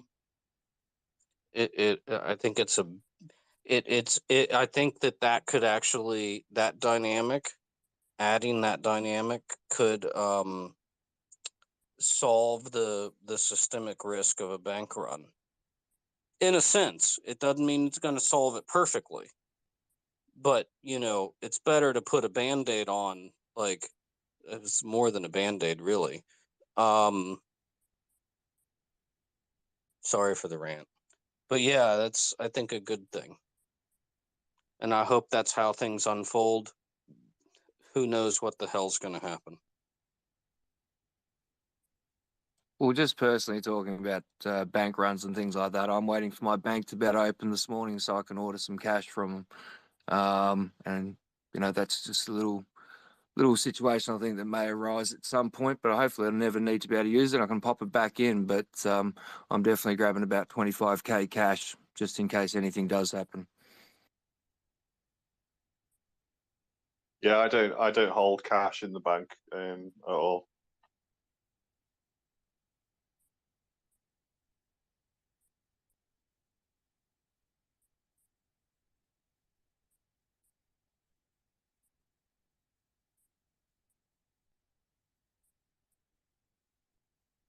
So what you got to realize, and this is what is goofy, but cash in the bank is not actually cash. No, it's theirs. It's theirs, isn't it? It's isn't it isn't it a liability? Is that a liability? Well, yeah, you essentially have two forms of cash. You have a liability of a commercial bank, so that's cash in the bank, right? They owe you $100, and then you have paper. That's a liability of the central bank. It's all liabilities. This is why it's crazy. People say, "Oh, sometimes you'll have people go into this conversation. It is what it is," and they're like, "Let's get rid of all the debt." And it's like, well, yeah, but you do realize that then you just got rid of all the money, because every single piece of money, it might be an asset on your balance sheet, right? But it's a liability on somebody else's. So if you get rid of all the debt, aka the liabilities, then you got rid of all the assets, and now there's no money. And what good is that going to do? That's kind of not productive. That's not desirable. I mean, it's kind of it's just going to cause problems. So yeah, I mean, you got to have both. It'll be interesting to see once we, if we really got a cashless world, then I bet silver and gold bullions could be used for illegal activities and things like that more than ever before. Yeah, that's what I thought as well. North Korea is just going to be stocking up gold. I actually pinned something from Zero Hedge up in the Jumbotron there as well. I mean, it's just a bill. It's not like it's been passed or anything like that. But yeah, it'd be interesting to see if the US does do something along those lines.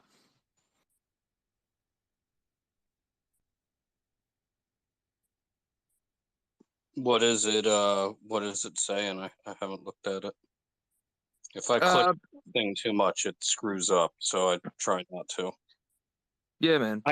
So it's basically a congressman's trying to be able to put through a bill to introduce the reserve to be able to actually have some kind of gold backing system there as well. I mean, I really don't think it's actually going to get passed because that's not what the Fed really wants to be able to do. But yeah, the idea is to be able to actually have some kind of gold back system. I'm not saying gold back currency. I'm saying gold back system to be able to sort of say, okay, well, you know, if the government really wants to be able to go and spend all this extra cash and things like that, it's going to have to do something with its gold reserve as well. So, yeah, it's a great thought. Yeah. It won't. Nothing. It's never going to be fully gold backed. That's ridiculous.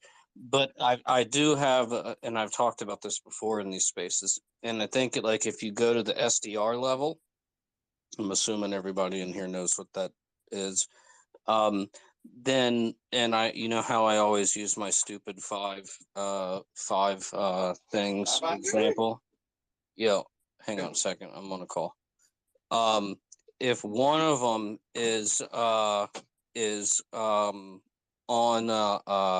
like a digital asset, and you could replace digital asset with gold or something like that if you wanted to, then it still enables the elasticity of all the fiat currencies, the other four, right? Assuming there's five, but you add one element of discipline where, you know, there's only 100 golds, right?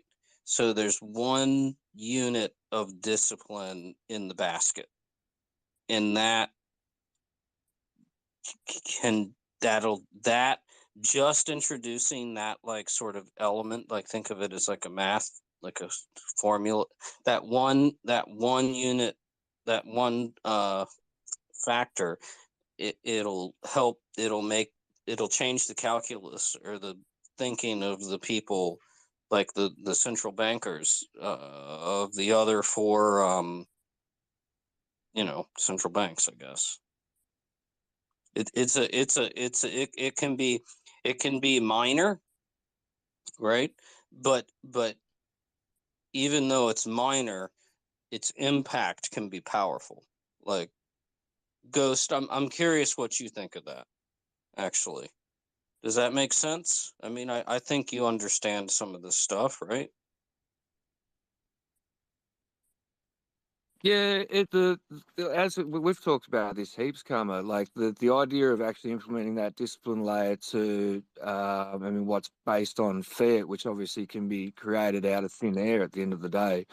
Yeah, so some discipline layer in there, whether it be a digital asset, somehow attached to commodities, and everyone sort of puts their best foot forward. So say if you're the wheat belt of the world, you know, like you're actually putting that denomination in there in value on wheat and your production levels and things like that, it would definitely make, and whatever other commodities that are going to be used in that same system, the discipline layer would be there, and it would make so much more sense to the rest of the world to be able to say, well, okay, our value is something that is actually tangible instead of just a thought process and a printing structure. Yeah, the discipline layer would make a big difference to this system. But see, I think, okay, it's one desire. These are the two key points that I'm trying to communicate. It's a good to have that little bit of discipline, right? But it's also, you want to have the elasticity and stuff of fiat, and you want to give each country, obviously they're not going to surrender their right to control their currency. That's ridiculous. So you got to give each country control of their own thing, but then like just insert like a little bit of discipline, and I think you can make like a really maybe a little more balanced global monetary system.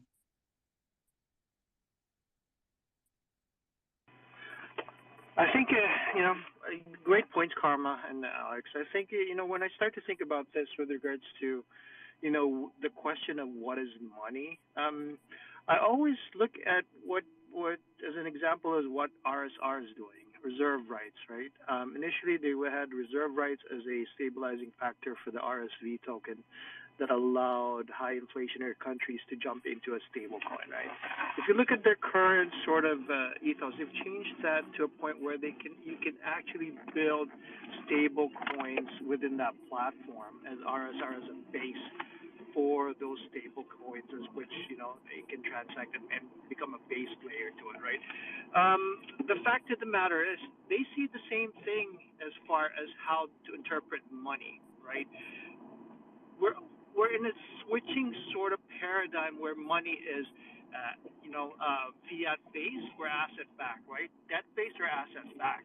I think that the Achilles heel for a two system, which we will go to, 100% we will go to because other countries will demand the other system, is that it lays question to the core of what money is. And when you start to look at it from, well, do we tag a gold fraction to a base crypto with multiple commodities and multiple short-term treasuries of stable governments to stabilize a stable coin? It's the same theory that the RSR people have, that it's a dynamic sort of arrangement that could potentially change, right? So you don't want money to have that dynamic ability to change over 10, 20, 30 years. Otherwise, you have to have it in a way where you're dynamically able to make those changes. So you can't be set on the ways of what money is. So if you start to game theory this in a way where you have multiple versions of base money that's running in the world, there will be a point where countries will have to sort of go into a one sort of system, no matter what system you see winning in the end, right? And this is where I think a lot of the bet goes towards an asset like XRP, is because if the Gerardo said it best. You have 80,000 transactions with one RXP, so you can run these as sort of a gas token for the system, right? When you think about base money, it's almost an inevitable sort of push that base money will be what runs the entire system of this one sort of system environment, right? We'll still have the transitionary period where we have two systems, whether that gold-based asset-backed system along with a debt-based system running simultaneously. But if you think about it, at some point there will be an integration and an agreement of what base money is. So where are those base monies? BTC thinks it's BTC because base money could be 21 million and whatever the marketing push for that base money is, but it doesn't do it doesn't scale the way it should, right? And this is where I think money starts to change. Whether it's 30, 40, 50, 60 years from now, we will end up going into a one sort of monetary system, whether we like it or not. It's just because it's the most efficient way to do things. And at some point, markets will always lean towards the most efficient way in doing things. Yeah, that's where the I'm economic. under the water. It's too much raining.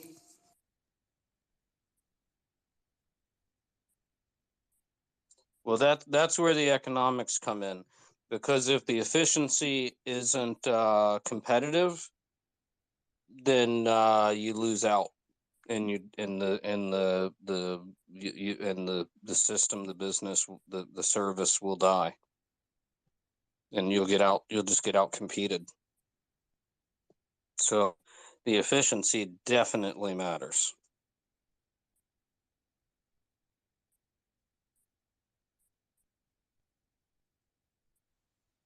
Sorry, I'm not sure. Did I let somebody up that was troll? I got Yeah. Sorry. Well, I mean, we're also just sort of sitting in that position where we're just going to have to wait and sort of see what direction that the powers that be really want to be able to take. I mean, looking at the way that the rest of the world is at the moment, I mean, we've got some pretty big hurdles to be able to get over before anyone starts actually making any like massive decisions. And the other side of things as well, I start to be able to think about the decisions that have probably already been made in this system too. We all know that like banking institutions or central banks and governments and whatnot don't make decisions in 5 to 10 minutes. They're looking at something that's going to definitely last for at least probably 100 years, if not more. So, I mean, they don't want to jump into something unless they know it is going to work and it is going to be better. Then you look at the banking system as well. The banking system wants to have, like, you know, their liquidity off ramp so they can either get in, make their money, and then move on to another system. There's so many variable factors when we look at it, like, and it's a big question. You'd have to. If you had a central banker that wasn't looking at something over the course of say 5, 8, 10 decades, then you've got an irresponsible person. I mean, this stuff matters. You put these systems in place and they stick around, and it matters. Like, it really matters. And I know, I know a lot of people don't exactly, but yeah, if you had someone that wasn't, I don't blame them or criticize them for moving slow, because at least, maybe I'm optimistic and maybe I'm wrong, but I hope that they are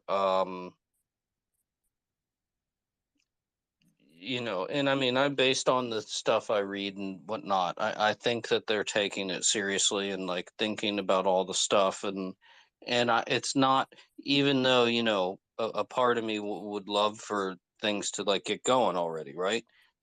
It's it's more important that they take it seriously and consider every aspect. These are complicated situations, so it's a multidisciplinary. I don't know, man. It's like I don't know how to say that. Yeah, Like, I mean, for me, the actual monetary system at its core is quite simple. It's a medium of exchange, and I think the ecosystem that's grown over the last 100 years or even more is complex, and it's the actual ecosystem that surrounds that core concept that I think everyone is trying to grapple with. well, a lot of people are trying to take the new digital technology and make it fit turn it into like a puzzle piece that fits inside of the existing system. Yeah. That's not how things are going to work. That's a thing. I don't care which industry it is. In finance, No. it's any different No. than other industries. It's not how it works. This is going to be a new puzzle, right? And all the people who have their puzzle pieces on the table, they're going to have to redesign their puzzle pieces in order to fit into the new puzzle. Exactly. Actually, I just could have made that up, but I think that actually makes sense. Yeah, because we're not talking about money, are we? We're talking about an ecosystem, an interconnected system. Yeah, no, money is just think of money as inventory. Consider money like, I don't know, tennis balls. I mean, they're just tennis balls, right? Like, it's how you move them around, who makes them, how they're made, where are the vendors coming from. There's all this actual like real like business logic and stuff that matters. The fact that it's a tennis ball, no one cares, right? It's a tennis But I ball. think what's happening conceptually is that with blockchain technology, it's being built. I mean, the pipes are being laid, and it's gonna rise up underneath this, and then it's going to assimilate into this new technology as it grows, and this is going to take time, and it's going to be messy. Well, to that point as well. I mean, I find it quite hilarious, and I don't try to demonize J.P. Morgan by any means, but the the differences of the conversations and what they're putting towards Congress and their fears and their worries about what's actually happening with this new digital age as well, it really contradicts their actions. I mean, they're literally trying to be able to set their own payment rails, and obviously, yes, it's still at one point it's going to be a walled garden, so you're going to need something to be able to work with that system.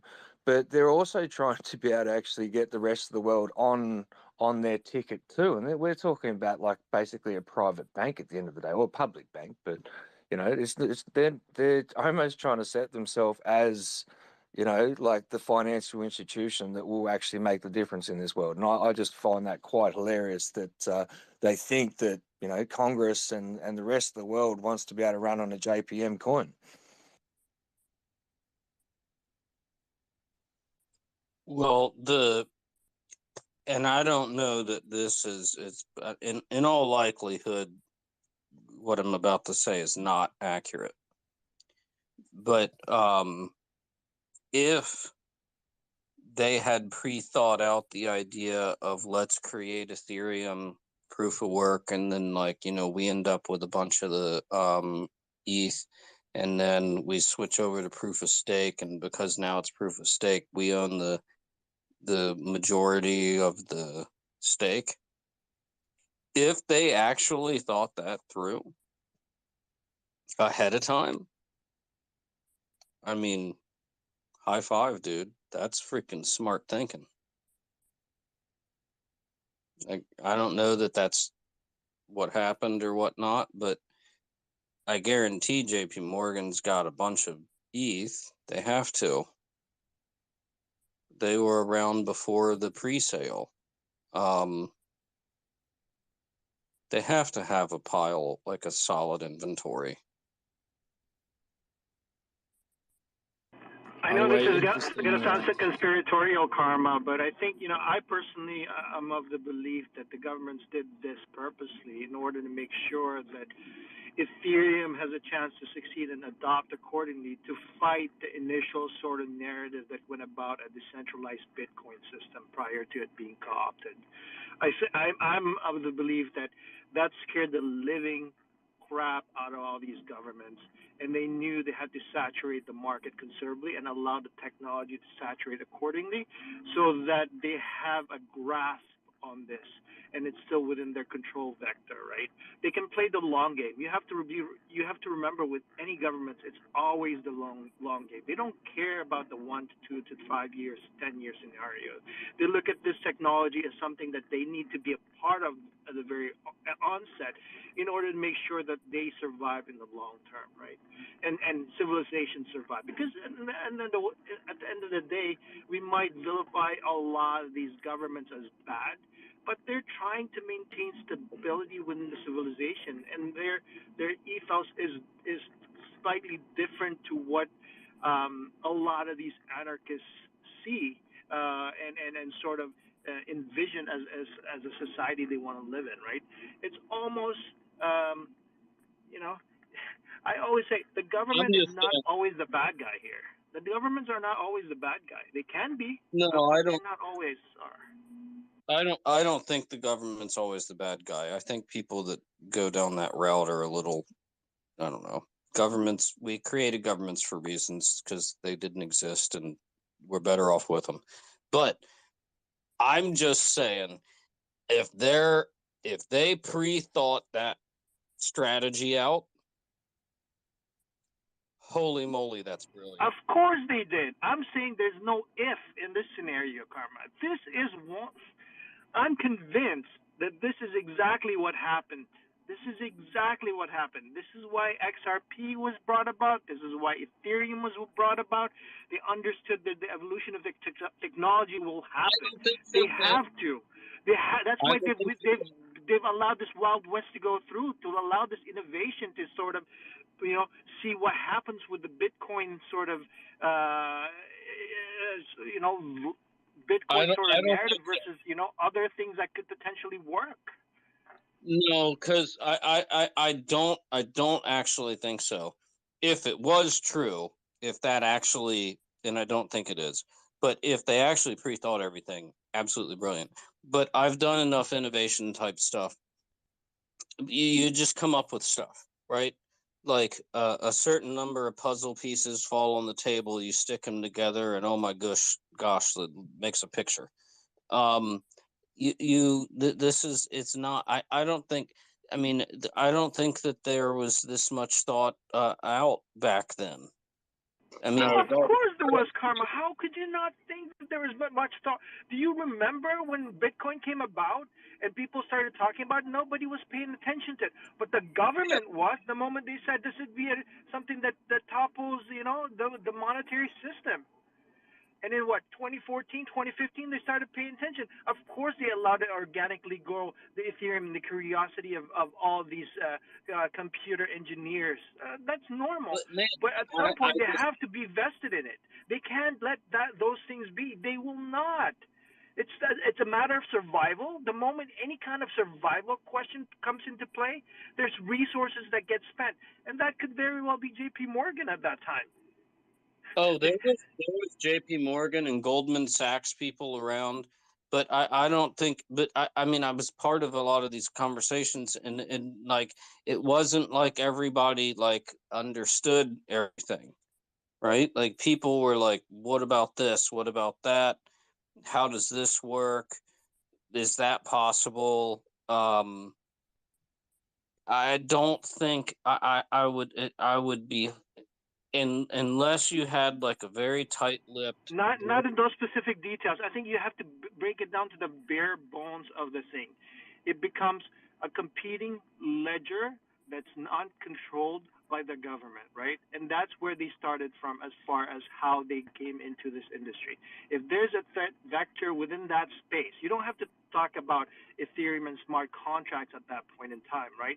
You have to allow competing systems to see what's happening and back a competing system that you can control, right? At some point, if Bitcoin is not something that they are able to control at that time, you have to back the ones that they can, right? Even lower level than that.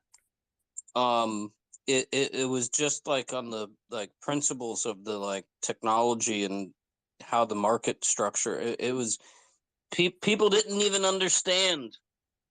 Like I that's why I have a hard time believing, and I mean, I know I said it, but people didn't even understand how to use this technology. Karma. Do you know that Goldman Sachs has some of the smartest people that look at innovation and spend hundreds of millions of dollars trying to grow those human resources? There are people within JP Morgan and Goldman Sachs that look at innovation from a 5, 10, 20, 30-year time frame and an investment thesis based on those time frames, Karma. Even before, even right now, these guys are thinking of where this industry will be headed within the next 5 years. This is what they get paid to do. Hundreds of millions of dollars of resources being put in innovation-centric human capital within these two powerhouses. You cannot tell me that they did not know that they need to be able to have a competing sort of backing of a protocol when you say the entire system could very well first. No matter how small Bitcoin was there at that time. No matter how small Bitcoin was there at that time.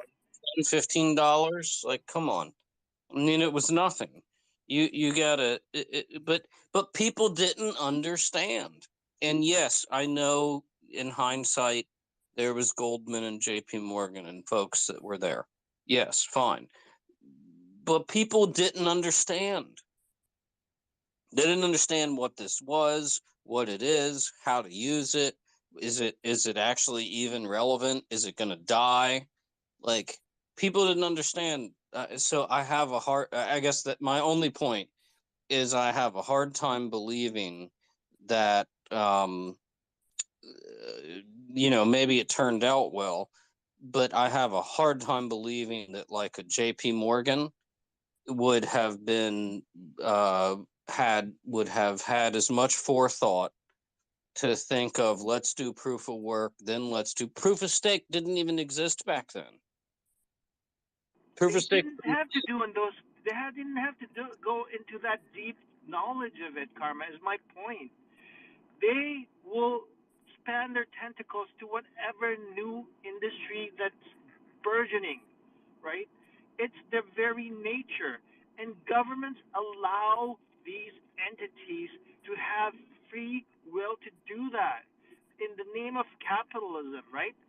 When you have people in government that understand the potential of this technology long term, you better believe 100% that there are people in JP Morgan that looked at Bitcoin before you thought people didn't understand this stuff. 100%. Whether that investment came about during that time is what's in question, but 100%. There are people that looked at this stuff even before we looked at this stuff. Well, I know there was people that were knowledgeable because this was one of the things that impressed me because, yeah, not everybody knows how to, well, articulate things in a certain way. There was obviously from the very beginning people that were at least financially knowledgeable. Yeah, but this goes back to the guy that which guy was it? He worked on PayPal, and it goes back to the 90s. They were describing this kind of technology, so it goes back even further than when Bitcoin was even invented. It predates that. So I know what the guy's saying about the plans, but I think the whole thing has been iterative, and they've responded from an iterative process, which is still going on now. So they have adjusted, but the goal is control. Well, it's everything they want to be able to have like a taxable event. I mean, that's where the regulations are definitely going to be hitting everyone up. I mean, everyone can get taxed on crypto trades at the moment, but they're trying to be able to work out the crux. If they're not really directly involved in that taxable situation until like the end of the year, they need to be able to get their hands on that like taxable event directly, like every transaction. See, this is where I think the proof of stake thing, like, okay, let's say you're JP Morgan. Okay, you hold a very senior critical position in the global monetary system, right, network, whatever. If you have like a big stake and you go to proof of stake, like I saw some articles a couple of days ago, and people were saying, my gosh, only 3 entities could have like enough proof of stake to make a double spend on the Ethereum network, right? But if you're if you're JP Morgan and you're one of those top, and maybe you have yourself disguised and distributed across multiple accounts, and you try and hide that you actually have control, you still have control, right? Like just like you do today. Like JP Morgan is super powerful company. If they can continue that control across the the future, they're almost obligated to their shareholders to try and do so, right? That's their job, literally. But again, it comes back to marketing, doesn't it? Have they succeeded in getting central control over a marketed decentralized network? Well, decentralization is more of a buzzword than it is anything else. Yeah, but true decentralization still exists, doesn't it? Where? Well, I think the XRPL is decentralized. I would say sufficiently decentralized, but there's still humans that are making decisions that can be influenced, right? And so, in the sense of 35 nodes, yes, decentralized, but yeah, you throw governments into there, right? And it's only 35 people that they have to contact. I think will be this in the same thing in any other network, right? Um, even to the sense of them node operators, right? They still use ISPs, internet service providers, right? And so you could always be shut down at that level as well. Okay, so that leads me to the question then. Is everything at risk then of of this facade of decentralization when it's actually centralized? And is it all a bit of a sham? I would say the way it's used, is a little bit of marketing more than it is anything else. But there's efficiencies in both, right? Decentralization, you have more of a distributed model network that is, people like that. It's more acceptable in the age we're going to.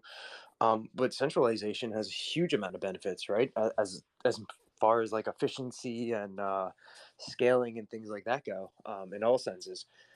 Humanity, and Karma says this: humanity, goes from centralized to distributed to decentralized, and then back to centralized and distributed. And so it's just this kind of cycle, I think, on a macro scale, that humanity goes through either way. But yeah, I mean, the way that the terminology Web3 decentralized, it's a lot of buzzwords that are unfortunately used, I think, in the wrong way most of the time. Well, nobody's even really, excuse me, I just got the hiccups. Nobody's really even defined the word decentralized. Decentralized in what way? Yeah, exactly. Ask Gary again. I mean, for me, my opinion would be, well, if no single entity can like make a ledger entry, then it's a decentralized process, right? Because all these different entities have to agree that, hey, we're going to make this payment, we're going to make this ledger entry. To me, that's decentralized. I say sufficiently decentralized for sure. Or we're right at that 5:30 mark. Simon, if you want to speak up, if you have any more questions or anything you'd like to make a comment on, or anybody else in the space, and if not, I think we'll probably close out in like a couple minutes. Oh, go ahead, Chris. I don't know if anybody's seen the clip from Jon Stewart, or if this has even been brought up yet. He interviews Gary Gensler, and that's a full episode released tomorrow on Apple Podcasts. I was going to say, that was out yet. Yeah, there's a 4.5 minute clip, and there's a couple good sound bites in there. I think it's going to be a great episode that everybody should check out tomorrow if you have access to actually. Maybe I'll stream it tomorrow on a space if people want to listen to it, because I know not everybody has access to Apple. So, but just the 4.5 minute clip that's out there, I could pin it here too, is pretty good. What did you get out of the 4 minutes? Out of your opinion? I think Jon Stewart was probably the perfect person to go and ask Gary Gensler some questions. So the one question I thought was really interesting, he had asked him, because Gary Gensler had brought up that they're being challenged more by the big industry that they end up trying to sue and fine, more in the 2020s than ever in history. And John had asked him, does this not bring you to a conclusion that maybe the system needs to change. Maybe something's wrong here. And his response was that they could definitely use some more resources. That's not so. Gary Gensler is not in any thought that something needs to change, just that they need more money to keep suing. By the way, Chris, what podcast was that again? You said Jon Stewart. So he's got a new. It's called The Problem with Jon Stewart, and that'll be on Apple Podcasts. Sweet. I Thanks so do. much for the tip. I don't really want to put downers on anyone, but I mean Gary Gensler's pretty much a fucking dick. Sorry.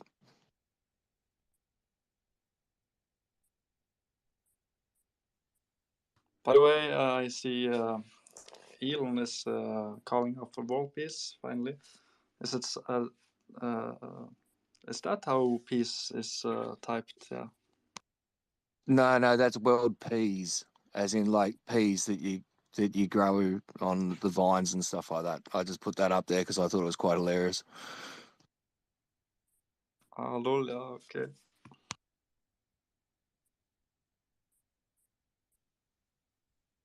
Well, Death, I think we're a little over. We are a little over, but Simon, I know Simon. I think he unmuted before. If you want to go, Simon, and then we'll close it up. Unless you have to go ahead out, Karma. No, I'm good. I just have the hiccups. Yeah, I just wanted to thank everyone for their interesting conversation and their input, and it's been I love it. It's great, guys. Well, not I got to do the not financial advice and all that, not like speakers. I'll I would just like to say thank you to everyone for coming and listening today, and especially the speakers that come up, and participate in this conversation, right? Because just like you said, Simon, it wouldn't be what it was if it wasn't for everybody who comes and puts their input in here. And just like Karma said, nothing you have heard is financial advice, and the panelists' views do not necessarily represent those of ledgerscale. And I just hope to see everybody here tomorrow. We're doing a space 5 p.m. It'll be a focused topic space, and hope everybody has a good rest of the night. Are we? We're gonna do payment channels, right? Payment channels. It is, yes, correct, yeah. Yep. Okay, cool. Yeah, and thanks for everybody to join.